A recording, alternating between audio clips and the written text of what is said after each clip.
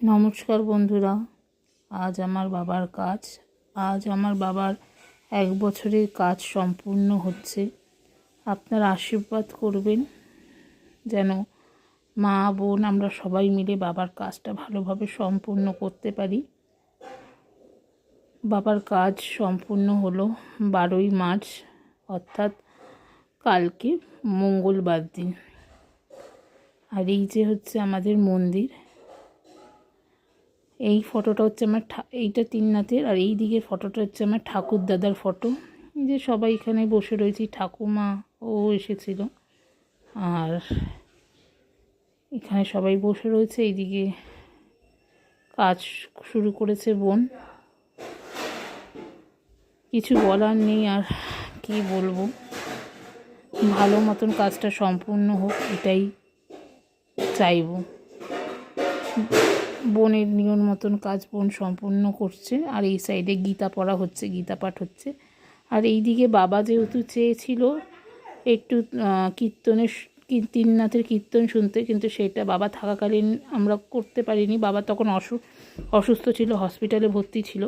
তো সেই দিন আমরা রাত্রিবেলায় তিননাথের কীর্তন দিয়েছি, আর আমি সবার গলায় মালা পরিয়ে দিচ্ছি। রাত্রিবেলায় তিননাথের কীর্তন দেওয়া হয়েছিল, বাবা চেয়েছিল, সেই জন্য। বাবার আত্মার শান্তি কামনা করি, ভালো থাকুক, যেখানেই থাকুক, সুস্থ থাকুক। আর এখানে তিননাথের কীর্তন চলছে।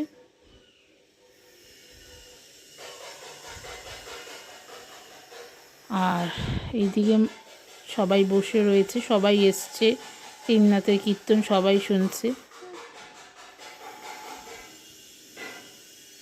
তিননাথের কথা, তিননাথের আলোচনা সবই হচ্ছে। এই যে তিননাথের ফটো, আর এই যে এই সাইডে বাবার ফটো এইদিকে রাখা হয়েছিল। আর আমরাও সবাই এইদিকে বসে, দিদা, পিসি, পেছনে ভাই, পাশের বাড়ির আরও ঠাকুমারা এসছিল, সবাই শুনছিল। আর ওইদিকে মা, বোনু, একটা দাদু এসছিল পাড়ার। সবাই বসে তিননাথের কীর্তন হচ্ছিল, তাই শুনছিল।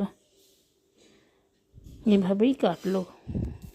কালকে আপনারা দেখতেই পারলে, কালকে আমার এক বছরে বাবার কাজ সম্পূর্ণ হলো। আমি পুরো ভিডিওটা তোলার পরিস্থিতি আমার ছিল না। আমি যতটুকু পেরেছি আপনাদের সামনে তুলে ধরেছি, শেয়ার করেছি। একটাই কথা বলবো, বাবা যেখানে থাকুক, ভালো থাকুক, সুস্থ থাকুক, আর আত্মার শান্তি কামনা করি। আজকের ভিডিওটা আমার অল্প একটু যাবে, বেশি আমি তুলতে পারিনি। তো সবাই ভালো থাকবেন, সুস্থ থাকবেন, আর বাবা মাকে ভালোবাসবেন। ভালো থাকবেন সবাই।